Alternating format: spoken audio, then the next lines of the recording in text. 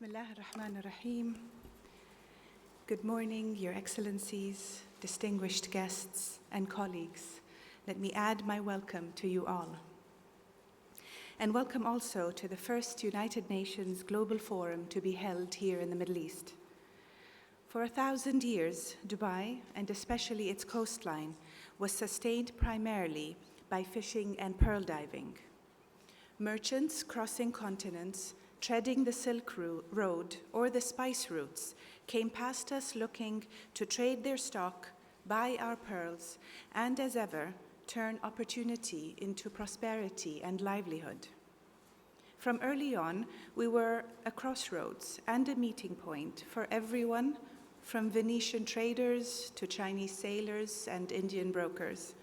We were a kind of cafe, restaurant, and hotel, where different cultures congregated to bargain and barter, swap stories, and find out what was happening elsewhere.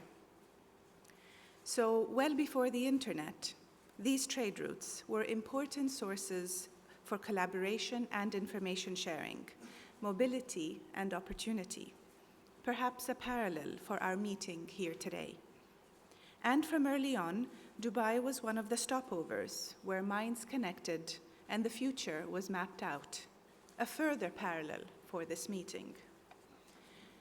Then, as now, travelers and tradesmen brought news from far-off lands, shared the latest knowledge, traded goods and experience, debated the future, showed each other new materials, and demonstrated the latest inventions and discoveries.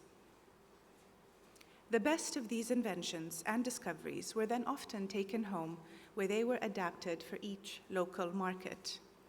Today, our trade routes, our inventions and discoveries flow through and are connected by global agreements between governments and between businesses, large and small. Knowledge is spread across the media, from television news channels and newspapers to blogs and social networks. As the mediums have changed from the solely physical to the practically virtual, so too have the terms we use to describe this information exchange: best practice, thought leadership, data capture and mining, the knowledge economy. And because of the pace of change, velocity of trade, the proliferation of ideas, and the growing need for cohesive societies, we have added some important new terms as well: corporate social responsibility, sustainability, equality of opportunity, transparency, and accountability. But whether in the distant past or here, right now, business doesn't work, and societies fragment without the fundamentals of trust, without fully agreed and universally accepted ways of doing things, without shared values. Values that describe and embody the way we need our world to work, which also includes as a priority the way we want to put our world to work, with law, decent behavior, transparency, and honesty, with constant regard for the future, and especially for future generations. These are the very topics we will be debating here today. All of our people are contributors and consumers, but our young people are not just the consumers of tomorrow. They are also the inheritors and the creators of tomorrow. And as such, they require our special attention. They require a resilient and internal moral compass, our own compass, demonstrated by example and not by theory. What they see around them, what they witness and experience, will condition the way they develop and ultimately fashion the people that they become. If we want mature, responsible, thoughtful people tomorrow, then we need to provide them with positive role models here today. We need to offer them a safe and secure environment, a stable atmosphere where they can breathe freely and explore the opportunities around them. And we must help them to understand and absorb proper values, respecting their rights, the law, social responsibility, and honesty, as well as acceptance of and consideration for others. If we fail to do this, if we fail to inspire and instill positive values and a sense of hope, then their future, and frankly all of our futures, will be harmed and could be hopeless. This is not just good sense, it is also sound business sense, and it befits businesses as well as governments to promote morality and behave appropriately, not just within the letter of the law, but also within its spirit, by improving accountability, transparency, and sound governance to spur future growth and job creation. In a world where so many of the traditional anchors have slipped or are slipping away, where business is too often seen as immoral, where governments are too easily seen as uncaring and self-serving, where the 24/7 media profits by focusing solely on disaster, and where education is often minimal, if not absent altogether, where poverty and unemployment breed sickness of the body and of the soul, where can our future citizens turn for guidance, and who can they trust? Take away hope in the form of education by good example, and opportunity in the form of jobs, and our children will wither physically and mentally. They will drift. They will become disenfranchised, and as ever, they will look for something they can cling to for support and reassurance. Often that something is the wrong kind of something bad for each individual and worse for society as a whole. If we are to break this vicious circle and turn it into something virtuous, we all have a part to play. Governments need to nurture their people and strive to improve their lives and help them provide for their needs. Governments need to set the tone, condition the environment, and offer wide-ranging opportunities. They must offer guidance and support, encouragement and assistance. But they cannot do this alone. Corporations, too, have a vast role to play. They must act responsibly, compassionately, and legally. They must be beacons that attract not just customers, but the next generation of scientists and thinkers, of managers and of workers. They must ensure that everything they do builds for tomorrow and doesn't just detract from it. They must offer opportunity to all, skills and knowledge training, and they must reward staff properly and create jobs that offer fair advancement.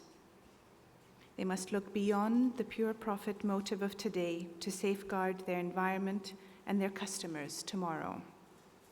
In short, they should see labor as a precious resource that should be cultivated, nurtured, and developed. This isn't just rhetoric. I'm also charged with chairing the Emirates Competitiveness Council. So I understand that government, as well as business, works on the principle that only that which can be properly measured can be properly managed.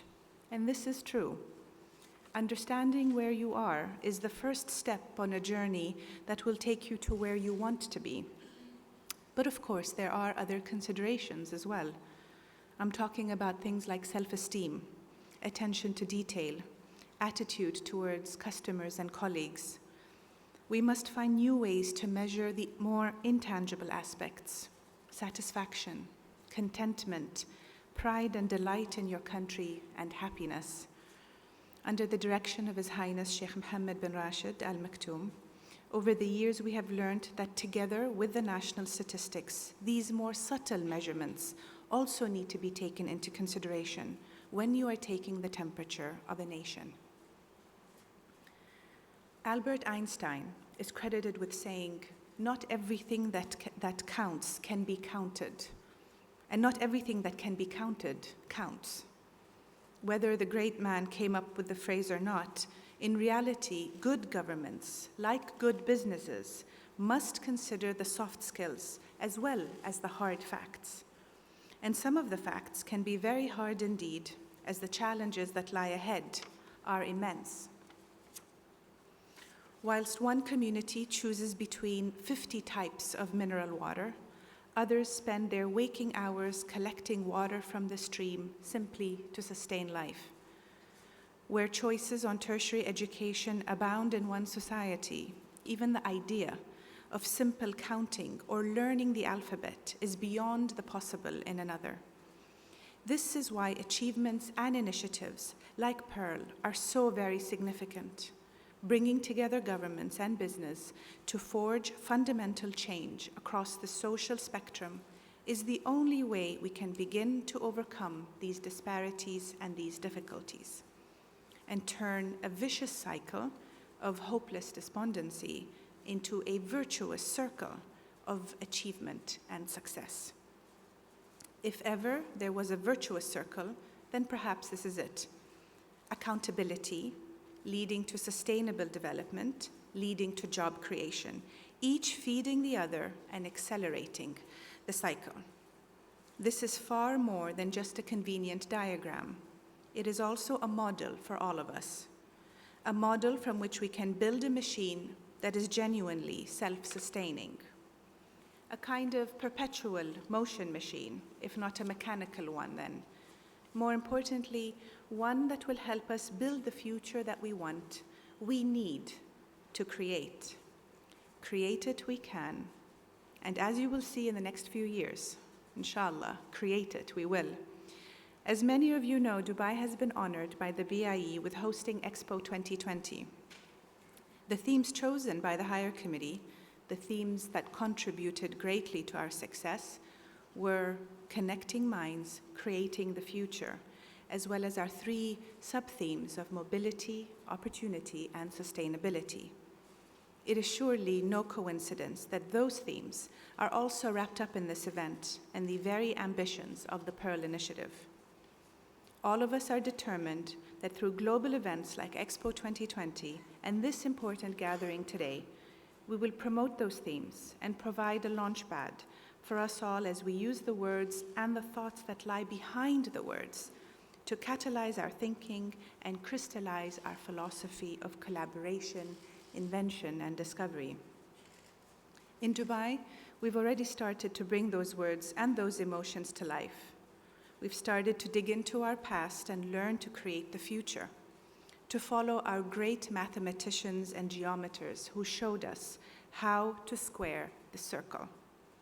A virtuous circle, or as I said a moment ago, a perpetual motion machine that we in this room can all begin to set to work.